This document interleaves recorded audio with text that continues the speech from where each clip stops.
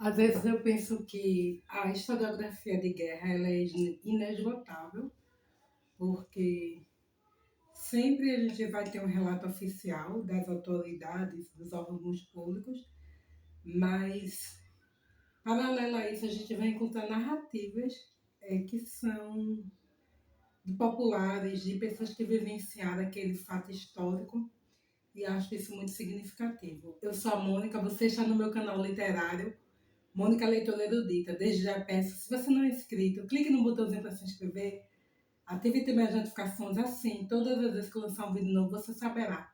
Curta esse vídeo, comente também, deixa um recadinho aqui para mim.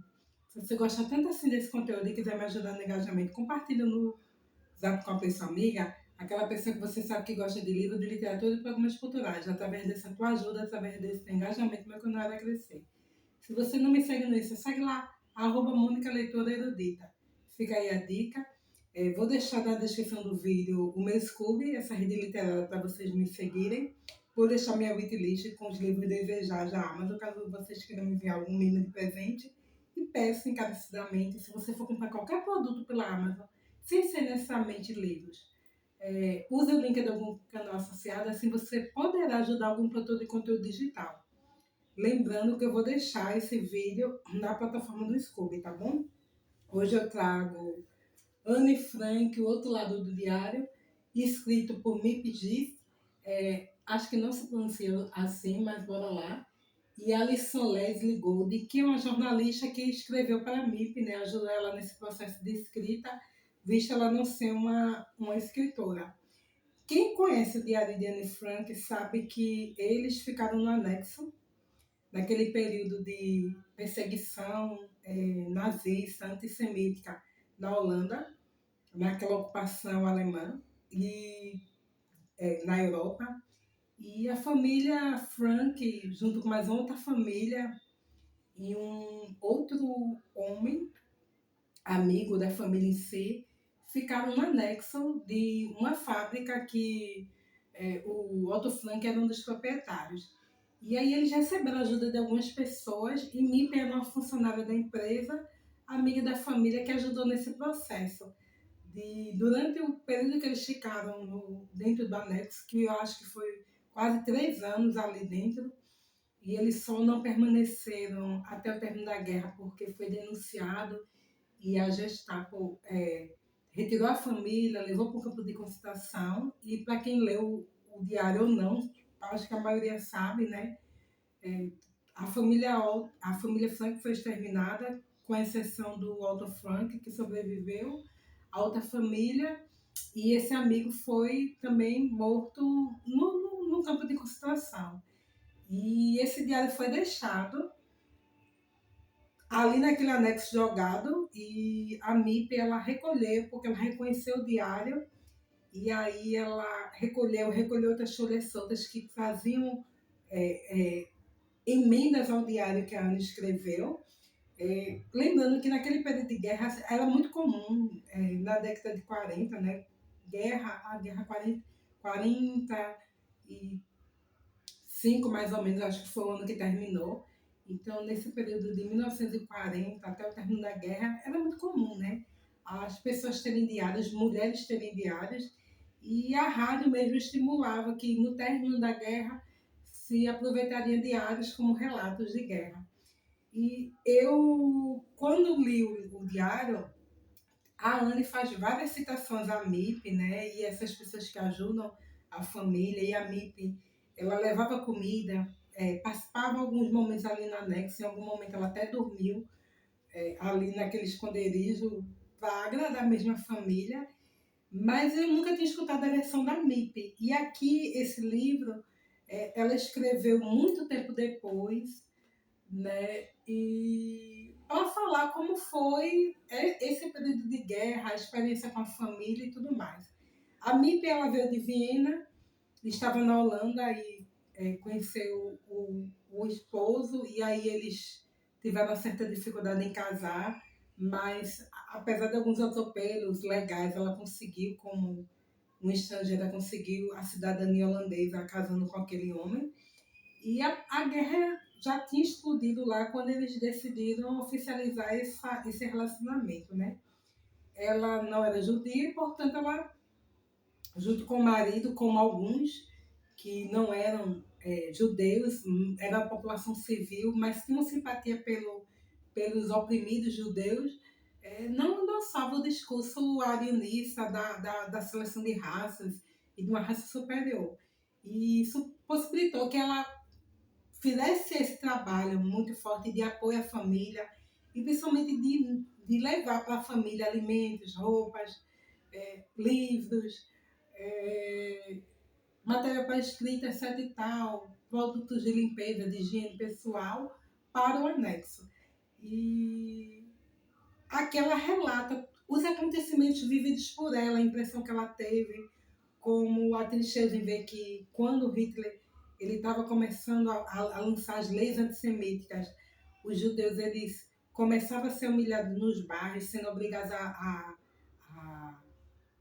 lavar ruas, lavar banheiros públicos. Então, cidadãos comuns eram obrigados a fazerem serviços que não lhes eram obrigatórios anteriormente, só pelo fato de serem judeus. E aí ela mostra toda essa transformação da cidade, a obrigação das pessoas usarem a estrela de Davi, alguns alistamentos no sentido de encorajar algumas pessoas a fazerem a castração química, e aí esses já não seriam mais obrigados a usar uma estrela de identificação e não iriam, em tese, para um campo de trabalho. Lembrando que o campo, se havia rumores das bárbaras, mas, em tese, seriam locais só para envio de judeus para trabalharem.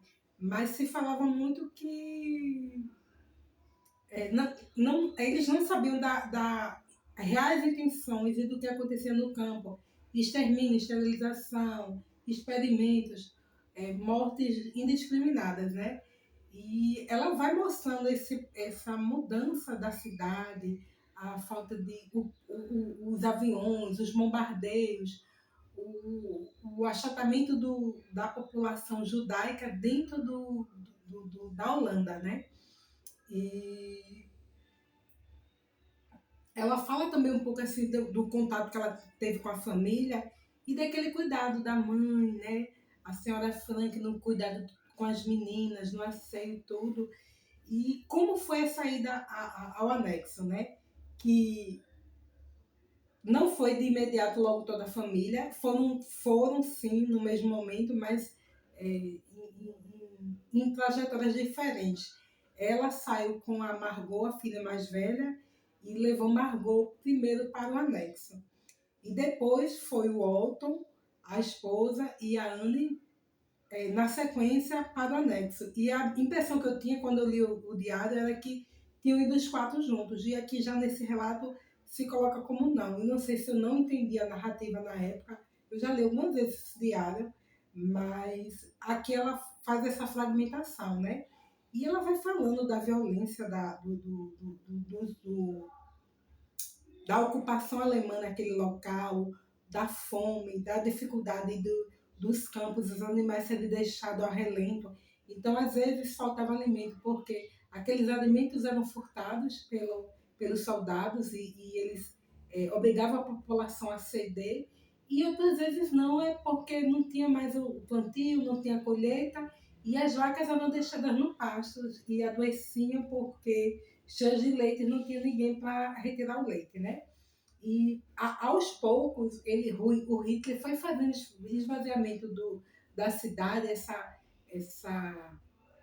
retirada dos judeus através de vários alistamentos, né? E cada momento esses alistamentos se tornavam mais absurdos, como por exemplo quando a família Frank recebeu o chamado de Margot, a criança, para ir para o campo, né, de trabalho. E isso foi o que impulsionou e muito a ida deles para o anexo, algo que o pai já estava preparando há muito tempo com outras pessoas, mas levando móveis, mas acelerou o processo. A própria Mip diz que ficou muito surpresa quando descobriu que tinha tantas coisas ali dentro, mesmo que o ambiente não tivesse totalmente ok para o recebimento da família, mas que tinha muita coisa, porque foi um processo gradual. Quanto mais se achatava, quanto mais a perseguição antissemítica avançava e a guerra tinha vários contornos, é, eles se preparavam para isso, né? Até a ida para o anexo mesmo, a entrada da segunda família, a entrada daquele homem Sol, Dúcio, que era o dentista, não foi de imediato todos juntos, foi paulatinamente, né? Eles perceberam que podiam receber essa família amiga e depois que poderiam acolher esse médico dentista que precisava de abrigo, era um judeu casado com a holandesa, que ele precisava realmente se esconder do contato da sua vida e estar em perigo, né? E é muito interessante cada relato. Eu vou ler um trechinho, inclusive eu gravei trecho de livro para essa leitura, mas eu queria ler só um trechinho para que vocês percebessem todo aquele clima de hostilidade que existia naquela época. Em massa surgiu um novo decreto para os judeus que permaneciam na cidade.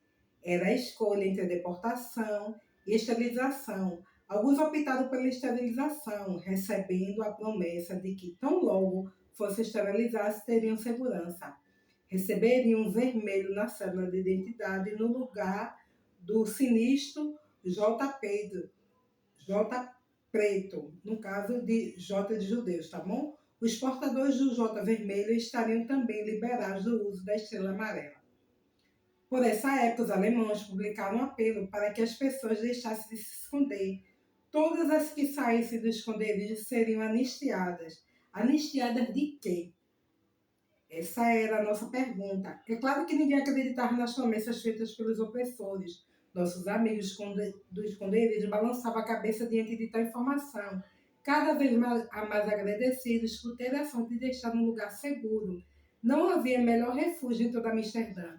No fim de março, grandes razas tornavam a ocorrer. Os lares judaicos eram esvaziados por aquela febre insana.